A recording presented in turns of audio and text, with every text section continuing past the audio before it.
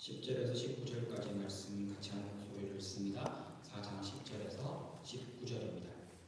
아이들아 들어라. 내 말을 받아들이면 네가 오래 살 것이다. 내가 내게 지혜로운 길을 가르쳐 주었고 너를 바른 길로 이끌어 주었으므로 내가 걸을 때에 내 걸음이 막히지 않고 달려가도 넘어지지 않을 것이다.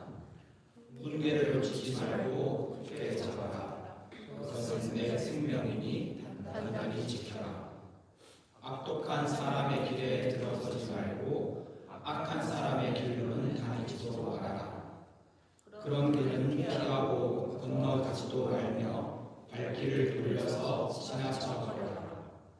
그들은 악한 일을 저지르지 않고는 잠을 이루지 못하며 남을 넘어지게 하지 않고는 잠을 설치는 자들이다.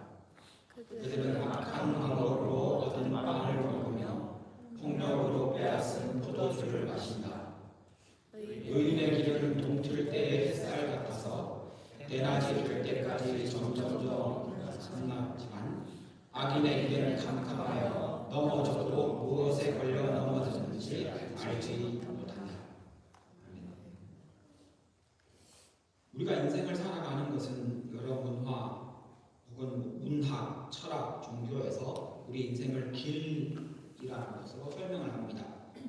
인생길. 성경도 인생을 자주 길이라고 표현을 합니다.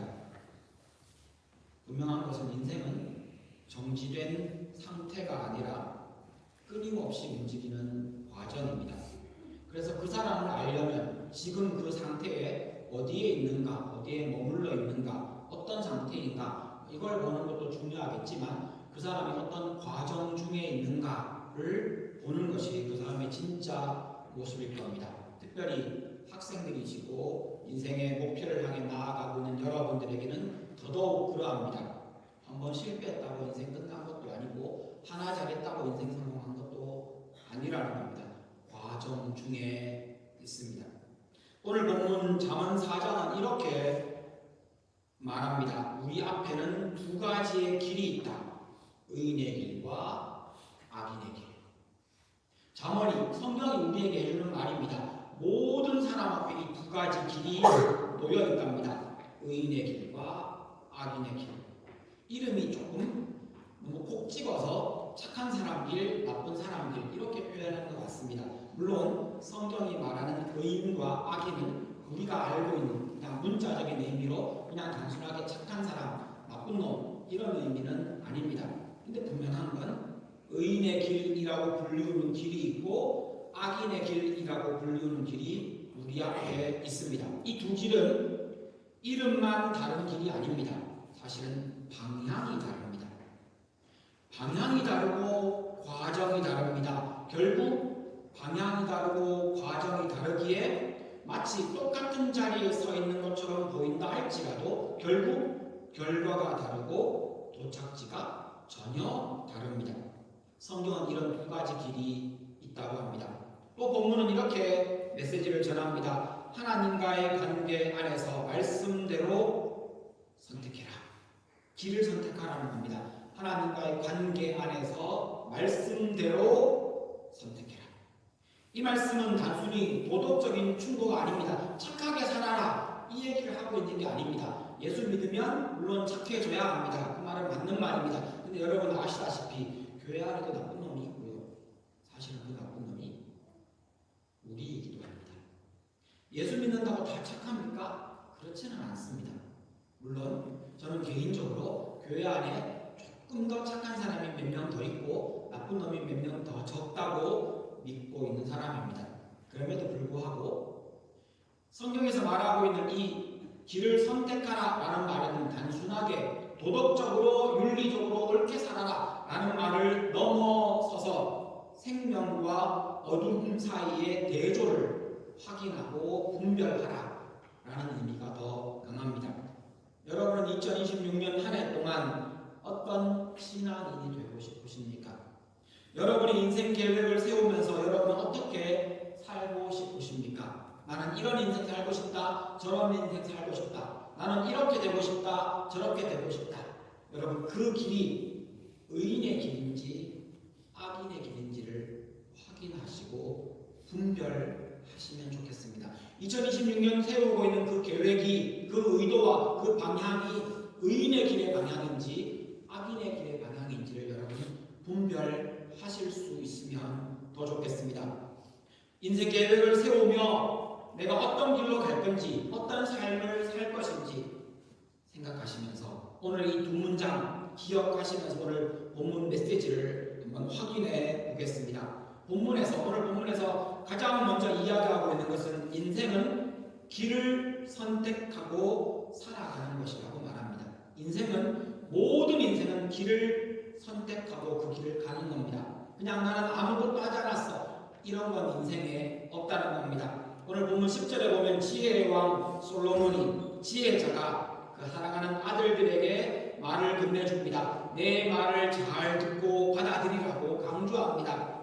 11절에 보니까 아버지인 내가, 지혜자인 내가 가르쳐준 길대로 가면 그 길은 지혜로운 길이며 바른 길이라고 말합니다. 사실 바른 길, 지혜로운 길이 구체적으로 이런 길을 조목조목 이렇게 설명하고 있지 않습니다. 그 이야기는 성경 전체에서, 잠언 전체에서 아마 이야기하고 있을 겁니다. 여기서 더 중요한 건 인생이 정지된 상태가 아니라는 겁니다. 우리는 항상 무엇을 하고 있습니다. 심지어는 잠을 자고 있는 것도 선택한 겁니다. 아무것도 하지 않겠다라는 것도 선택한 겁니다. 내가 놀겠다, 이것도 선택입니다. 공부하겠다, 길을 가겠다, 멈추겠다, 서 있겠다, 다 나의 선택의 결과입니다. 우리는 항상 무엇을 하고 있습니다. 무엇인가를 결정하고 선택한 겁니다. 우리는 항상 길을 걸어가고 있는 겁니다. 느리게 가든 빠르게 가든, 내가 의식을 하고 가든 의식하지 못하고 가든 그 모든 길은 우리는 어떤 길 위에 서 있는 과정입니다. 잠언도 성경도 우리에게 이런 질문을 던지지는 않습니다. 너는 지금 걷고 있느냐? 너는 지금 가고 있느냐? 라고 묻는 게 아니라 오히려 성경은 네가 지금 걷고 있는 그 길은 어떤 길이냐라고 묻고 있습니다. 왜냐하면 모든 사람은 각자 자기의 선택에 따라 자기의 길을 가고 있기 때문입니다. 길을 가고 있느냐라는 게 중요한 게 아니라 성경은 오히려 어떤 길을 가고 있느냐, 어떤 선택을 했느냐, 무엇을 향하여 가고 있느냐라고 묻습니다. 여러분이 걷고 있는 길은 어떤 길이십니까? 오늘 본문의 표현을 빌리면 의인의 길입니까? 악인의 길입니까? 의인의 길을 대해서 오해하는 사람들이 있습니다. 의인의 길은 자동이 아니라 말씀을 붙드는 선택의 결과라는 겁니다. 많은 사람들이 이런 오해를 합니다. 의인의 길, 악인의 길은 한 번 선택하면 자동으로 결정되는 거야 라고 하는 오해를 하는 사람들이 있더라는 겁니다. 예를 들면 이런 겁니다. 나는 교회 다니기로 선택했으니 이제 나는 교인이고 이제 나는 의인의 길을 선택한 거야 라고 착각하더라는 겁니다. 이게 오해입니다. 이게 착각입니다. 교회 다니기로 한 선택이 참 잘한 선택이지만 그것으로 길이 자동으로 선택된 것이 아니라는 겁니다. 또 이런 오해도 합니다. 내가 과거에 어제 다른 선택을 했기 때문에 내 미래는 의인의 길이야. 나는 최선을 다하며 다른 길을 선택해온 사람들은 분명히 지금 좋은 길, 의인의 길에 서 있을 겁니다. 어제의 선택은 오늘의 나를 만드는 것이 맞습니다. 하지만 지금까지 선택한 것은 오늘을 결정하지만 미래를 결정하는 것은 지금의 선택입니다. 이 말하는 내용의 문맥을 잘 한번 생각해 보십시오. 선택은 끊임없이 계속되어야 한다는 겁니다. 어제 선택한 것이 옳았다, 참 잘하신 겁니다. 근데 오늘 선택도 의인의 길로 선택하는 나의 선택이 있어야만 내일의 내가 의인의 길에 머물러 서 있는 것이 된다는 겁니다. 본문 13절에 보면 동사들이 여러 개가 나옵니다. 한번 보십시오. 놓치지 말아라, 굳게 잡아라, 단단히 지켜라. 모두 의지적인 결단과 선택하고 몸을 움직여 행동하는 모습을 강조하는 동사들입니다. 놓치지 마라, 굳게 잡아라. 이게 한번 놓치지 않는 것이, 굳게 잡는 것이 한번 잡았다고 되는 것이 아니라, 여기 또 나오는 동사들의 특징은 한번 잡고 그걸 지속적으로 그 행동을 유지하는 것을 의미합니다. 의인의 길은 한 번의 선택이 아니라 지속적으로 계속해서 그 길을 가는 의지적인 결단이 필요한 길이라는 뜻입니다. 그럼 노력만 하면 됩니까? 여기서 또 하나의 오해가 나옵니다. 노력하고 정성을 다하면 의인의 길에 들어섰다 라고 오해하는 경우들이 가끔 있더라는 겁니다. 여러분, 우리는 알고 있습니다. 성실하게 살면 이 땅에서는 성공할지도 모르겠습니다. 그런데 나쁜 놈도, 악한 길을 가는 사람도 성실합니다. 나쁜 놈 치고 불성실한 사람 보셨습니까? 아니요, 진짜 성실합니다. 도둑질도 부지런해야 합니다. 도둑들이 가지고 있는 직업병이 뭔지 혹시 아십니까? 그 도둑질 하려는 집 앞에서 그 들어가야 될 타이밍을 맞추기 위해 몇 시간이고 웅크리고 구석진 곳에 앉아서 기다립니다. 그래서 온몸의 근육들이 아플 수 있답니다. 인대가 늘어날 수도 있고, 오래 기다리는, 어떤 사람은 도둑질할 적절한 타이밍을 찾기 위해 며칠을 더 구석진 곳에 숨어 있기도 한답니다. 도둑질하기 위해 그 사람을 파악하기 위해 따라다니고 정보를 수집합니다. 부지런한 사람만 도둑질을 잘할 수 있습니다. 열심과 투자가 그 길의 정당성을 증명해주지 않는다는 겁니다. 나쁜 놈도 부지런합니다. 악한 사람도 부지런해야 악한 일을 잘 하더라는 겁니다. 방향이 틀린 열심은 속도를 낼수록 더 위험할 뿐입니다. 의인의 길은 타고나는 길이 아니라 말씀 앞에서 반복적으로 같은 방향을 선택한 결과입니다. 의인의 길 위에 머물러 서 있기 위한 순간순간 계속해서 말씀을 선택해야 한다는 겁니다. 왜냐하면 우리의 모든 인생은 그런 순간들, 선택들이 모여서 우리의 인생을 결정하기 때문입니다. 계속해서 말씀을 선택하는 것, 순간순간 다시 결정하는 것, 다시 마음을 다잡는 것. 그래서 10절에 지혜의 사람이, 아버지이며 스승인 사람이 그 말을 받아들여라 라고 말하고 있습니다. 이 받아들여라는 말이 한번 탁 받아들이면 되는 게 아니고 지속적으로 그 말씀을 붙들고 그 말씀을 다시 받아들이고 그 말씀을 다시 생각하라는 의미를 담고 있는 형태의 문법을 사용하고 있습니다. 11절에 보면 아버지가 가르쳐준 지혜의 길, 바른 길을 따라가기로 선택하고 그 길 안에 머물러 있기를 결단했고 그렇게 행동으로 옮기는 것이 의인의 길의 방법이라고 말하고 있습니다. 여러분, 올 2026년에는 여러분 말씀을 듣기로 선택하십시오. 오늘 선택하시고 다음 주에도 선택하시고 다음 달에도 선택하십시오.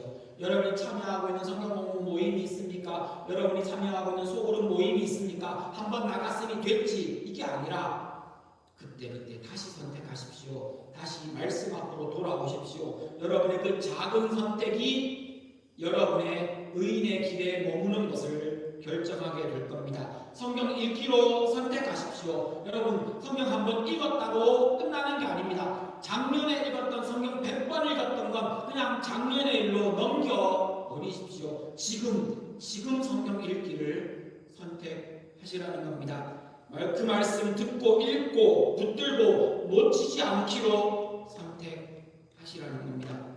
또한 의인은 우리도 의인뿐 아니라 우리도 실수하는 사람들입니다. 때로는 잘못된 선택도 합니다.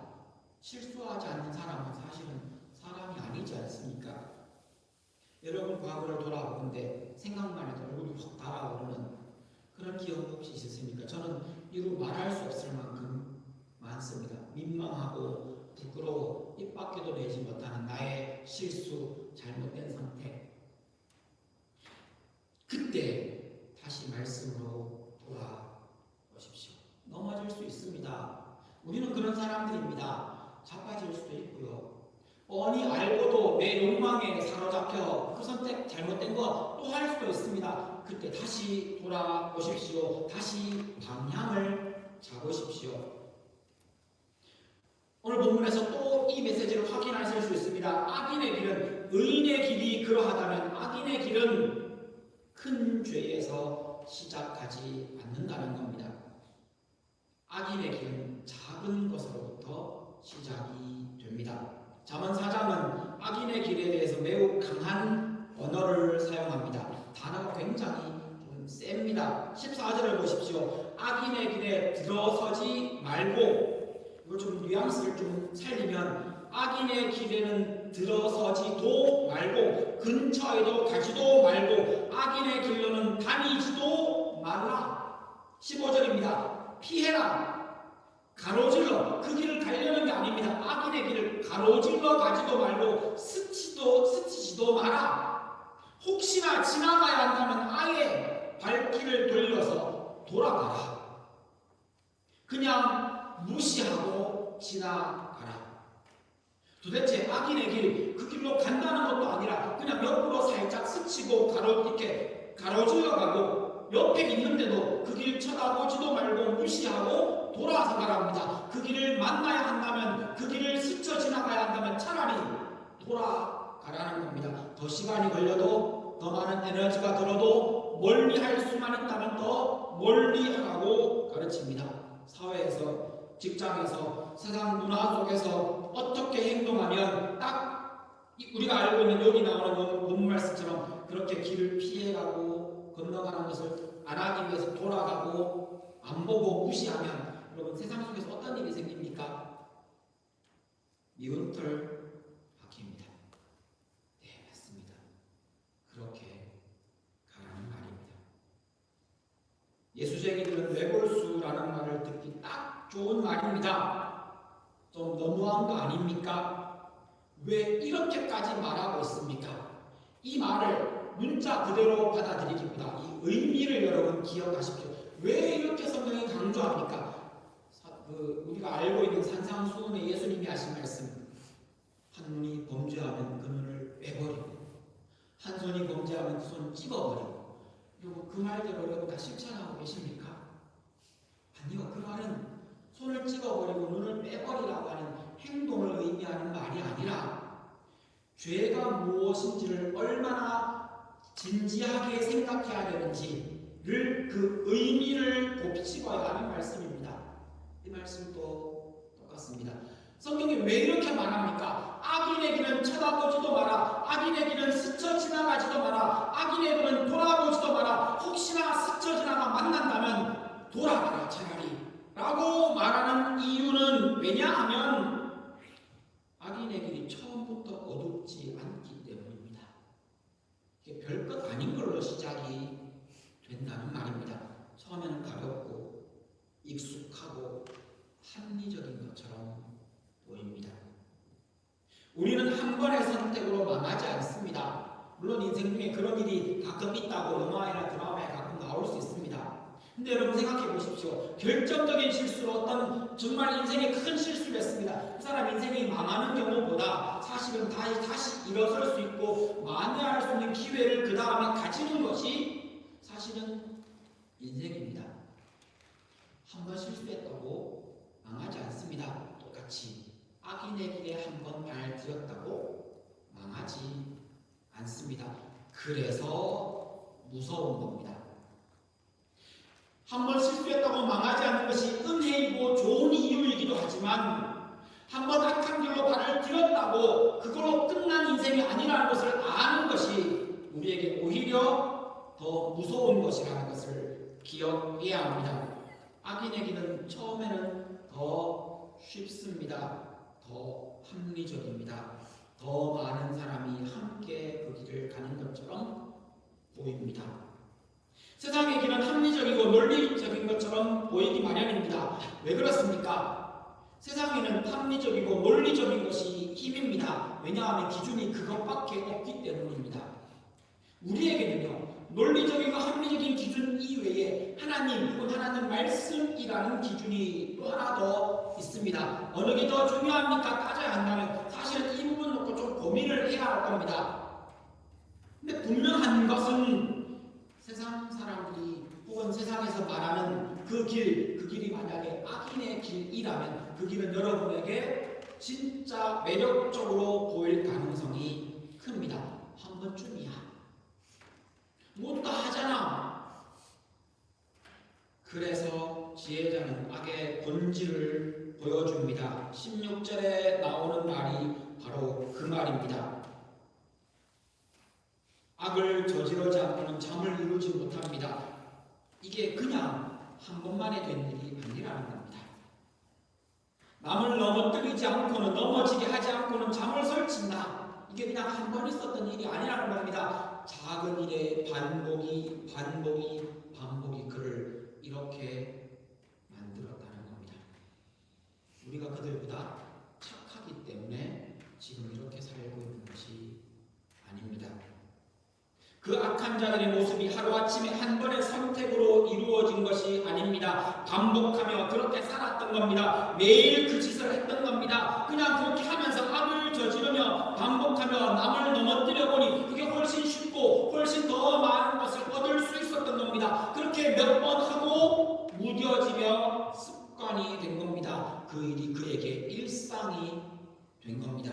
남들 다 하는데 이렇게 해도 뭘 안 받던데 17절을 보십시오. 악인은 태어나는 것이 아니라 길러지는 겁니다. 그들 역시 처음에는 폭력적인 환경의 피해자였을 겁니다. 왜 아니겠습니까? 그도 맞아봤을 겁니다. 그도 당해봤을 겁니다. 그도 어려운 사람들, 어려운 환경 속에서 더 힘센 사람에게 빼앗겨 놓았을 겁니다. 와, 나만 빼앗기는가? 억울하다라는 마음으로 나도 힘이 생기자 빼앗기 시작했을 겁니다. 내가 당했던 것처럼 나도 해보니 누구도 나에게 말을 하지 않습니다. 그러나 그 상처에 대한 반응으로 악을 선택하고 반복했을 때 괴물이 되는 겁니다.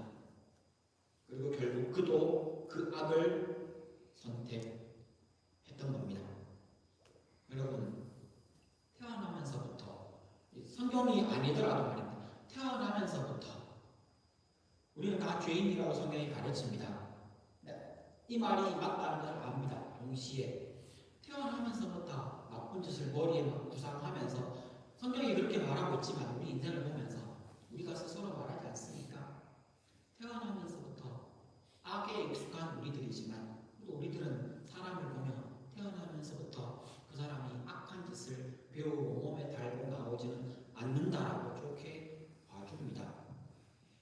어느 쪽으로 보든 분명한 건 그가 어릴 때부터 자기에게 상처 준 사람의 행동을 따라하고 그 행동대로 다른 사람에게 상처 주는 사람이 될 뿐 아니라 사기 당해보고 맞아보고 폭력 앞에서 본 사람이 시간이 지나 폭행을 하고 사기치고 나쁜 짓을 하는 사람으로 가르라는 겁니다. 그 사이에 수많은 반복되는 선택이 있었을 겁니다. 악은 단 한 번의 선택으로 완성되지 않습니다. 반복된 선택이 습관을 만들고 습관이 성품이 되고 결국 그 사람은 그것이 그의 존재 방식, 존재 양식이 될 겁니다. 그렇게 굳어집니다. 그래도 괜찮은 걸로 거기에 더 능숙하게 그 나쁜 짓을 하게 됩니다. 우리도 똑같습니다. 그래도 좋은 부부 만났고 좋은 친구 만났고 우리가 예수 만나서 이 정도인 거지요. 우리가 만약에 그 악한 환경과 그 악한 선택을 해야만 하는 강요받은 환경에 더 많이 노출되었다면 우리는 아니겠습니까? 그래서 성경이 말하는 겁니다. 아예 들어가지 마라. 그래서 지혜자가 말합니다. 시작도 하지 마라. 스치지도 마라. 지나가지도 마라. 뭔가 없는 얘기를 한 가지 해야 할 것 같습니다.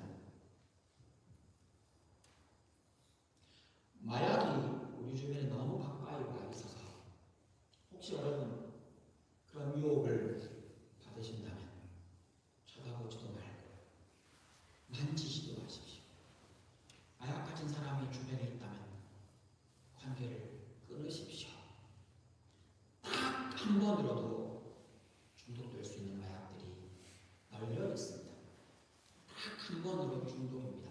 여러분 그거 아십니까? 인류 역사상 인류 역사는 사람의 모든 제도와 권력과 노력은 단 한 번도 마약을 이긴 적이 없습니다. 그럼 어떻게 되냐고요? 마약에 중독된 사람 늙어 죽으면 그 세대로 끝나는 거죠. 더 시작하지 않도록 막는 것 이외에 인류 역사상 단 한 번도 마약을 이긴 적이 없습니다. 많은 재활시설이 있지요. 거기 가서 다 회복되어서 돌아온다고 생각하지 마십시오. 아니요. 그들 대부분이 그 마약 중독 이기지 못하고 늙어 혹은 병으로 사고로 죽습니다. 그가 죽어서 마약 중독자가 사라진 것이지 마약을 이긴 역사가 인류에 단 한 번도 없습니다. 우리 주변에 극히 몇 명 한 명, 저는 마약 중독에서 빠져나왔어요. 네, 수십만 명, 수만 명 중에 한 명이고 그 사람도 그 인터뷰하고 곧 마약에 빠진 사람이 더 많습니다. 담배 하나 끊기가 그렇게 어려운데요. 죄도 똑같습니다. 시작하면 멈출 수 없습니다. 우리가 그런 존재이기 때문입니다. 아예 들어가지 마십시오. 아예 시작하지 마십시오. 죄의 길을 악인의 길을 보시거든 아예 스치지도 마십시오. 이렇게 지나가서 넘어가지도 마십시오. 차라리 돌아가십시오.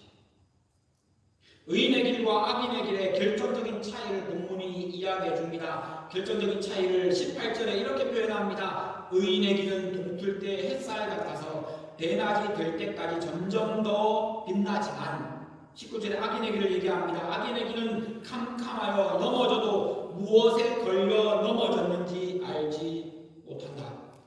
여기에서 빛의 길과 어둠을 대조시키고 있는 것이 분명합니다. 근데 빛과 어둠이 함께 할 수 없듯이 의인의 길과 악인의 길은 만날 수 없습니다. 함께 할 수 없습니다. 여기에서 더 중요한 건 밝은 길, 어두운 길도 중요하지만 더 중요한 건 18절에 나오는 점점이라는 단어입니다. 점점 더 빛나지만 의인의 길은 하루아침에 밝아지지 않습니다. 착한 일을 한번 했다고 해서 내가 막 의인으로 빛나고 이런 일도 없지만 내가 나쁜 짓 한 번 한다고 해서 내 인생이 다 어두워지고 이런 일도 없습니다. 그런데 이것이 한 번, 두 번 쌓이면 점점 더 밝아지고 점점 더 어두워질 겁니다. 악인의 길도 하루아침에 캄캄해진 게 아닙니다. 이게 선택의 누적의 결과입니다. 의인의 길은 점점 밝아져서 점점 또렷하게 분별할 수 있게 되고 넘어지지 않습니다. 악인의 길은 점점 어두워져서 분별력이 흐려집니다. 19절의 말이 그 말입니다. 넘어졌는데 내가 왜 넘어졌는 줄 모릅니다. 악인의 길의 마지막 모습입니다. 내가 악을 행했는데 악인 줄도 모를 뿐더러 내가 넘어졌는데 내가 아픈데 왜 아픈 줄 모릅니다. 늘 있어왔던 일처럼 넘어진 것보다 더 무서운 게 바로 왜 넘어진 줄 모르는 겁니다. 분별력을 잃어버린 겁니다. 죄의 가장 무거운 형벌은 고통이 아니라 영적인 마비, 무감각입니다. 넘어져서 아픈 것이 문제가 아닙니다. 내가 왜 넘어졌는지조차 깨닫지 못하는 것이 저주입니다. 악한 사람들이 어떻게 합니까? 넘어지면 전형적으로 나쁜 놈에 대한 극단적인 예입니다. 넘어지면 내가 이거 실수해서 그렇구나. 내가 뭘 부족했구나. 보통 사람들이 하는 생각입니다. 나쁜 놈은요. 넘어지면 누가 걸었어? 자기가 돌풀이에 걸리면 그 돌풀이가 나쁜 것이 됩니다. 오늘 본문 말씀에서 확인할 수 있는 또 한 가지는 선택에는 중립이 없습니다. 잠언 4장의 성경의 지혜는 인생의 길에 중간지대가 없다라고 분명하게 말합니다. 가만히 있는 것은 의인의 길에 머문 것이 아니라 가만히 있는 것은 멈춘 것이 아니라 떠내려가고 있다는 것을 기억하십시오. 세상은 흘러가고 있습니다. 어제 의인의 길을 선택했다고 오늘 말씀을 따라 선택을 하지 않으면 어둠의 쪽으로 기울어지고 있다는 것을 기억하십시오. 왜냐하면 의인의 길은 매일매일 말씀을 붙드는 능동적인 선택이라는 삶의 방법이기 때문입니다. 주기도문에서 살펴봤던 것처럼 오늘이 우리의 신앙의 가장 기본 단위입니다. 오늘 안에 선택하시고, 오늘 선택하시고, 오늘 성경 읽으시고, 오늘 말씀 앞에 서려고 선택하십시오. 오늘의 메시지가 바로 이 말씀인 겁니다. 하나님과의 관계 안에서 말씀대로 선택해라. 우리의 선택은 기분에 따라서, 상황에 따라서 바뀌는 선택이 아닙니다. 세상 사람들은 상황에 따라서, 기분에 따라서 하는 그것을 지혜 혹은 초세술이라고 말하겠지만 우리에게는 그렇지 않습니다. 하나님과의 관계, 예수 그리스도와의 관계에서 나오는 것이 우리의 선택입니다. 요한복음 14장 6절이 우리에게 가르쳐주는 것처럼 예수님이 길이요 진리요 생명이시기 때문에 우리에게는 한결같은 변하지 않는 기준 선택의 방법이 있습니다. 의인의 길은 결국 원리가 아니라 규칙이 아니라 예수 그리스도를 선택하는 겁니다. 우리가 의인의 길을 걸을 수 있는 근거도 우리의 도덕적인 탁월함이나 내가 착하게 살겠다는 것이 아닙니다. 여러분, 의인의 길을 선택하라 하니까 내가 매일 착하게 살아야지, 이것을 선택하려고 생각하지 마시고, 사실 이 길이 우리가 할 수 있는 길이 아닙니다. 무엇을 선택하는 겁니까? 매일 예수를 선택하시라는 겁니다. 매일 길이신 예수를 선택하시라는 겁니다. 이 말을 예수를 도대체 어떻게 예수를 선택하는 겁니까? 자꾸 예수를 곱씹으십시오. 내가 예수 믿는 그 믿음, 복음을 다시 떠올리십시오. 다시 복음으로 돌아가십시오. 내가 죄인이었다는 그 복음으로 다시 돌아가십시오. 내가 할 수 없다는 그 복음으로 다시 돌아가십시오. 예수님이 나의 주인이라는 그 복음으로 다시 돌아가십시오. 하나님 아니면 내가 아무것도 할 수 없는 존재, 그 어떤 선도 행할 수 없다는 존재임을 인정하는 그 복음으로 다시 돌아가십시오. 길은 찾는 것이 아니라 예수 그리스도와 동행하는 겁니다. 우리의 선택은 매일매일 예수입니다. 매일매일 예수입니다. 이 말을 우리가 아는 다른 말로 바꾸면요, 매일매일 하나님의 사랑으로 돌아가십시오. 매일매일 나를 사랑하신다는 그 말씀으로 돌아가십시오. 매일매일 예수를 떠올리십시오. 매일매일 예수 그리스도의 그 말씀을 떠올리십시오. 말씀을 마무리하겠습니다. 사랑하는 성도 여러분, 2026년을 살아가려고 계획하고 앞으로 남은 인생을 어떻게 살까 고민하시는 여러분, 우리 앞에는 두 가지 길이 있습니다. 의인의 길과 악인의 길.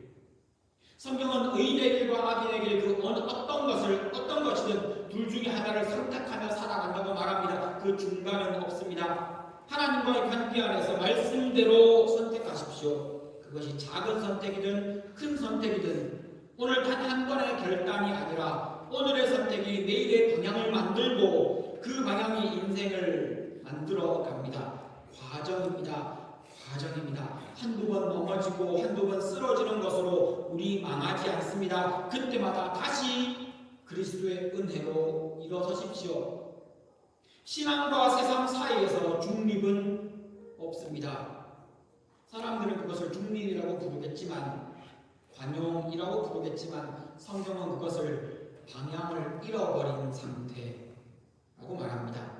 매일매일 의인의 길을 선택하십시오. 의인의 길이 무엇인지 성경을 읽으시며 여러분의 길을 선택하며 찾으십시오. 완벽한 선택이 매일매일 있어야 한다는 말이 아닙니다. 하나님을 바라보는 선택을 하라는 겁니다.